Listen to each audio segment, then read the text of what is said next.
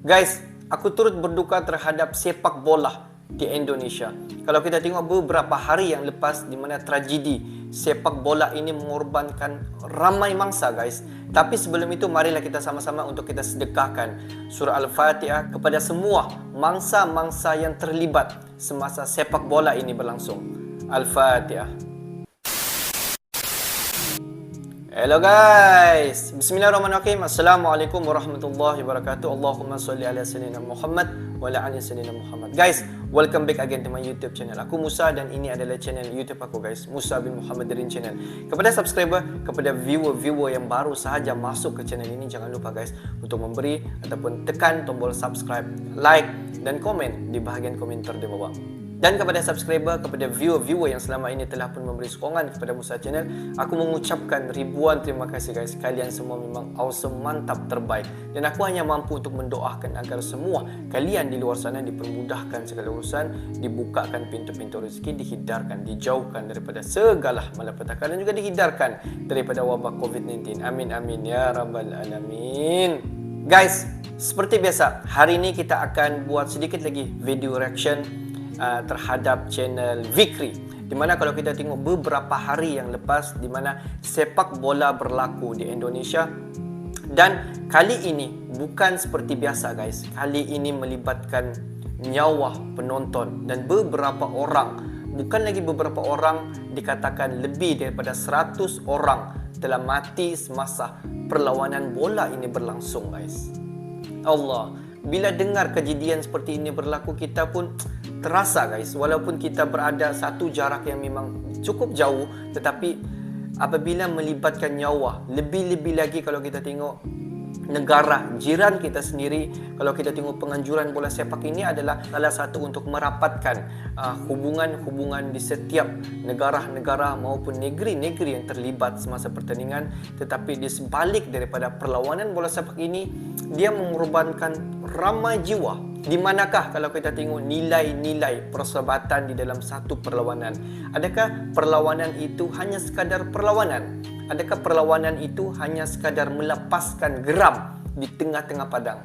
Jadi guys, apa-apa pun, jom kita tonton dulu video ini daripada Vikri. Di mana kalau kita tengok Vikri ini berkata, berharap tidak akan berlaku lagi sepak bola di negeri ini. Wow guys, kalau kita tengok memang sangat-sangat bikin merinding guys. Sebab kali inilah dan saat inilah sebenarnya sepak bola di Indonesia boleh dikatakan mati disebabkan oleh tragedi ini guys. Di manakah nilai-nilai kemanusiaan kita? Tapi apa-apa pun, mari kita semak sedikit video daripada Vikri guys. Jom semak video ini.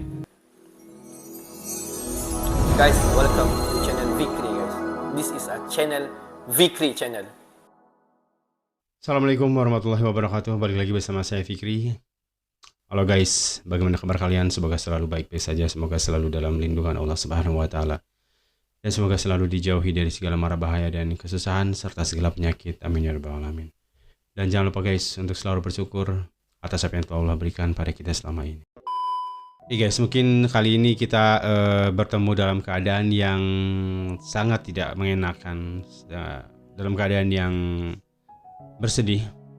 Seperti yang kita ketahui, kemarin tanggal 1 Oktober 2022, mungkin ini tanggal yang akan dikenang di dalam persepak bolaan Indonesia bahkan dunia sebagai sebuah tragedi yang sangat memilukan sekali. Tadi pagi ketika saya membuka media sosial, saya dikagetkan dengan sebuah berita di mana telah terjadi kericuhan di dalam Stadion Kanjuruhan Malang. Selesai pertandingan antara Arema Malang melawan Persebaya Surabaya. Kalau yang saya lihat di televisi semua seperti baik-baik saja ya, normal saja gitu. Pertandingan berjalan sangat seru sekali. Namun memang Arema Malang sebagai tuan rumah itu harus kalah 3-2. Ya mungkin penonton masuk ke lapangan di Indonesia itu hal yang sangat lumrah, walaupun jarang terjadi. Mungkin di partai-partai big match seperti ini ya. Mungkin saya akan menjelaskan dulu pertandingan ini guys ya, latar belakang pertandingan ini.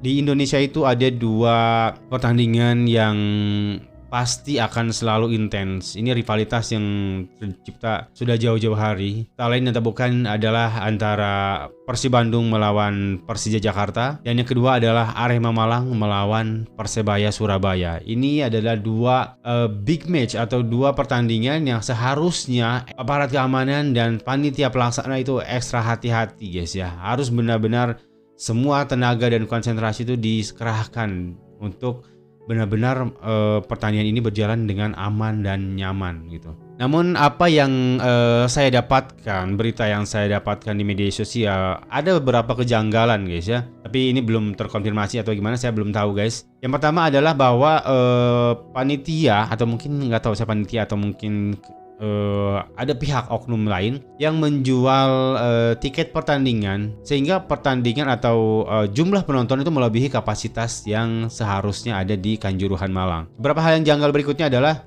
pihak kepolisian atau keamanan dalam hal ini mengajukan agar pertandingan itu dilaksanakan sore hari untuk mungkin agak meminimalisir konsentrasi warga ya. Jadi mungkin kalau siang sedikit itu konsentrasi warga, mungkin orang-orang sebagian sedang bekerja atau gimana, jadi tidak fokus ke lapangan. Semua tidak datang ke lapangan, tidak meluber seperti malam hari gitu. Itu mungkin antisipasi yang dilakukan oleh pihak kepolisian, namun itu tidak disetujui oleh Liga Indonesia dengan pertimbangan tertentu, saya nggak tahu. Lalu yang ketiga adalah ganjalan yang lain adalah pihak kepolisian ketika kerusuhan itu kenapa melemparkan atau menembakkan gas air mata atau air mata pedih ke tribun penonton. Dan sesuai statuta FIFA, sesuai peraturan FIFA, seharusnya tidak boleh gas air mata itu ditembakkan di lingkungan stadion, di dalam area stadion. Itu nggak boleh, kecuali di luar boleh. Dan ini yang menyebabkan menurut saya, dan ini juga diutarakan oleh banyak pihak, ini adalah penyebab banyaknya korban jiwa. Jadi satu, memang salah orang turun ke lapangan, orang ramai-ramai menyerang pihak petugas kepolisian, itu memang satu hal yang salah. Menyerang pihak lawan, dalam hal ini Persebaya Surabaya, dan juga panitia pelaksana seperti wasit dan segala macam juga, ini memang hal yang salah. Ditambah mungkin saya bisa bilang kesalahan prosedural ya. Saya nggak tahu ini memahami apakah dari pihak panitia pelaksana dengan kepolisian ini sudah ada koordinasi atau gimana dalam hal keamanan dan pengamanan. Karena setahu saya gas air mata itu tidak boleh ditembakkan di dalam area lapangan atau stadion, apalagi mengarah kepada tribun penonton guys. Yang tadinya orang di tribun itu hanya melihat orang-orang yang gak punya akal ini masuk ke lapangan, mungkin tadinya orang-orang di tribun itu hanya melihat, hanya menyaksikan dan menyalahkan semua itu. Tapi ketika terjadi lemparan atau tembakan gas air mata, itu otomatis semua orang berhamburan ingin keluar dari stadion. Terutama nggak tahu saya di tribun barat atau di tribun selatan atau di tribun utara, saya nggak tahu. Setelah itu banyak orang terinjak-injak dan juga sesak nafas akhirnya guys. Saya nggak tahu apa yang terjadi di luar lapangan. Di luar lapangan juga terjadi keributan, terjadi pembakaran juga beberapa mobil. Memang ini sangat disayangkan sekali guys. Jika saya boleh memilih bukan guys ya, saya mungkin akan memilih untuk membunuh kecintaan saya terhadap sepak bola ini dan harus menderita hidup tanpa sepak bola gitu. Harus, ya kita tahu lah saya sangat menggemari sepak bola, tapi tidak sebegitu barbar, sefanatik itu gitu. Harus menang, tim kita harus menang bagaimanapun caranya gitu. Sampai-sampai ketika tim kita kalah, kita meluapkan emosi ke lapangan, kita marah. Apa yang diinginkan dengan sikap seperti itu sebenarnya? Kalau sebenarnya kalian yang tidak bisa menerima kekalahan, jika kalian ingin kemenangan, kita akan beri kemenangan itu dengan percuma gitu. Kita akan berikan karena tidak pantas ini semua ditukar dengan korban nyawa gitu.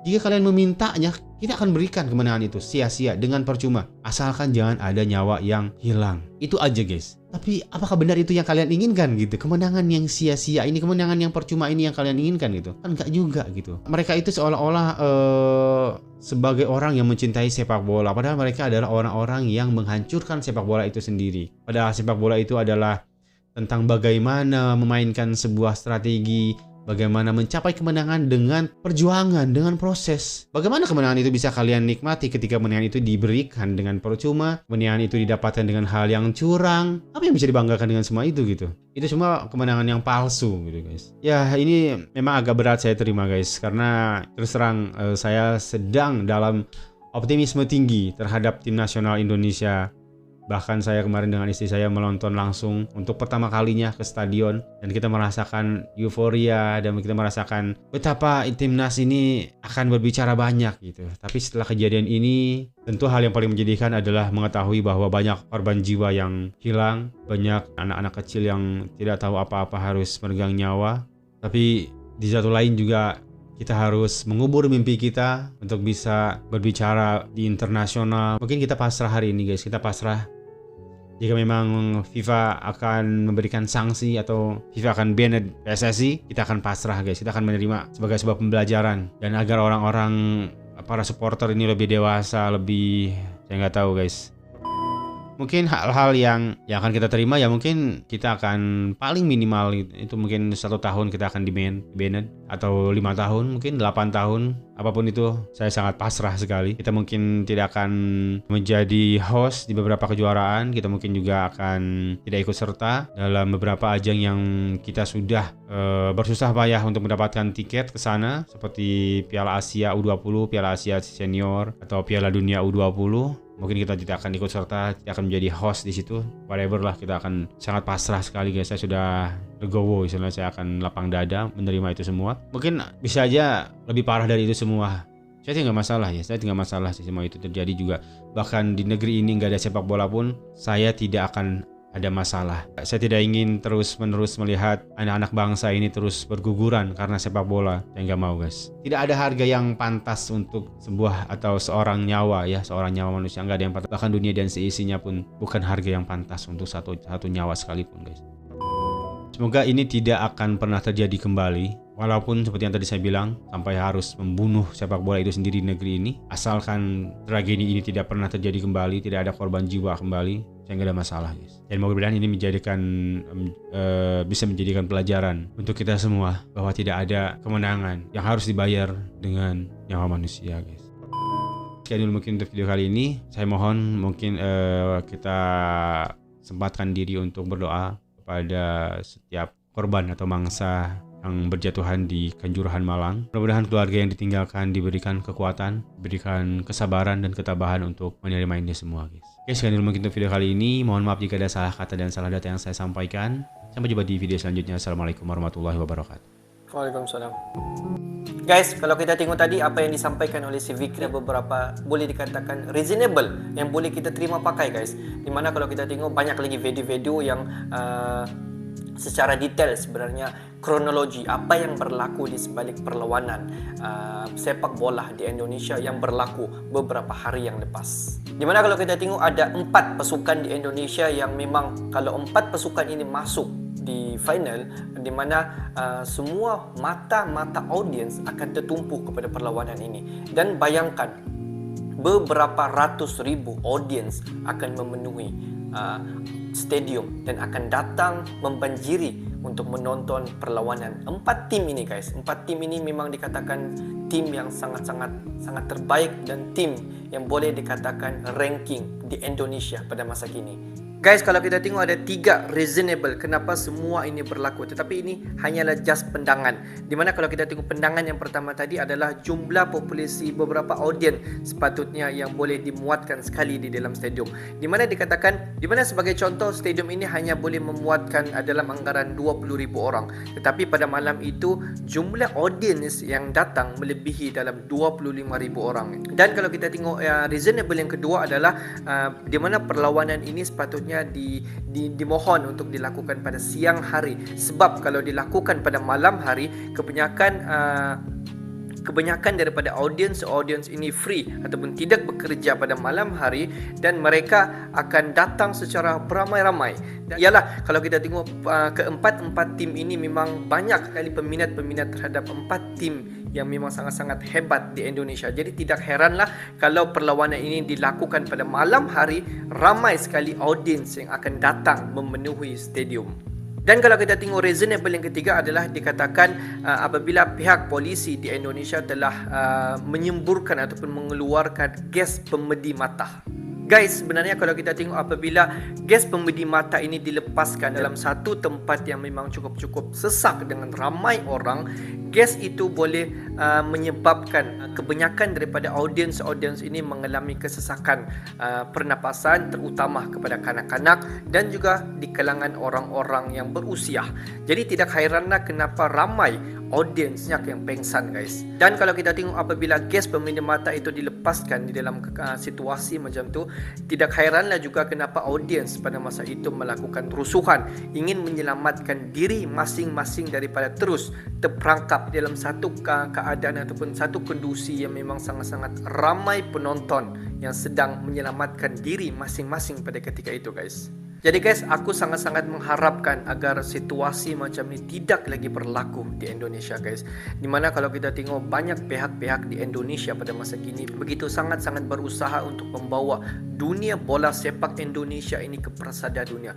Memang tidak dapat disangkalkan lagi bahawa sepak bola di Indonesia sebenarnya banyak tim-tim di Indonesia yang memang sangat-sangat di luar daripada expectation kita semua, guys. Di mana game sepak bola di Indonesia semakin tahun semakin banyak improvement, guys. Di mana kalau kita tengok daripada Piala Asia dan banyak lagi pertandingan di luar daripada Indonesia, kalau kita tengok tim Indonesia ini, kiralah bahawa timnas Indonesia, tim kebangsaan Indonesia sendiri, di mana mereka membawa nama Indonesia ini dan juga membawa bola sepak ini semakin ke hadapan, guys. Tapi sayang, guys, di mana di sebalik semangat kebanyakan daripada player-player di Indonesia untuk membawa sepak bola di Indonesia ini di persada dunia, untuk membawa nama Indonesia ini, ada beberapa pihak di Indonesia yang sebenarnya yang menjatuhkan sendiri sepak bola ataupun semangat sepak bola di Indonesia. Walaupun dalam masa yang sama sebenarnya mereka ini meminati dunia bola sepak di Indonesia, tetapi sebenarnya mereka menjatuhkan dunia sepak bola di Indonesia itu sendiri. Di manakah semangat kita sebenarnya untuk kita cintakan kepada negara kita, untuk kita mau negara kita ini di persada dunia, untuk kita membawa negara kita ini di persada dunia? Di manakah kita? Di manakah perjuangan kita, guys? Adakah sekadar kita mau mencapai kemenangan itu dengan sanggup kita korbankan banyak jiwa, guys? Cuba kalian bayangkan. Kerana sifat-sifat seperti inilah semangat bola sepak di Indonesia tidak mustahil akan terkubur, guys. Jadi di manakah perjuangan kita? Adakah kita sanggup untuk kita mendapat kemenangan, untuk kita mencapai kemenangan dengan cara begini? Tapi apa-apapun, guys, marilah kita bersama-sama kita doakan kepada semua mangsa-mangsa yang terlibat, kepada keluarga-keluarga mangsa. Semoga semua keluarga-keluarga mangsa ini terus tabah untuk menghadapi ke hari-hari yang mendatang dengan apa yang berlaku terhadap tragedi bola sepak di Indonesia ini, guys. Apa-apapun semoga terus diberikan kekuatan. Okeylah, guys, untuk akhir sekali daripada Musa Channel, aku memohon maaf seandainya ada tersalah cakap, ada tersalah andaian, dan ini hanyalah sekadar pandangan dan ini hanyalah sekadar untuk memperjuangkan semangat bola sepak di Indonesia. Dan aku juga mengharapkan agar semangat ataupun sepak bola di Indonesia dapat diperkembangkan dengan sebaik-baiknya, guys. Itu yang sebenarnya kalau kita tengok, seandainya sepak bola di Indonesia terkubur, apa akan terjadi, guys? Okeylah, guys, untuk hari ini sampai di sini saja sedikit information daripada Musa Channel. Dan kepada subscriber, kepada viewer di luar sana yang belum lagi klik button subscribe, please, guys, to klik button subscribe, like dan komen di bahagian komentar di bawah. Akhir kata daripada Musa Channel, thanks for watching my video. Assalamualaikum warahmatullahi wabarakatuh. See you the next video, guys.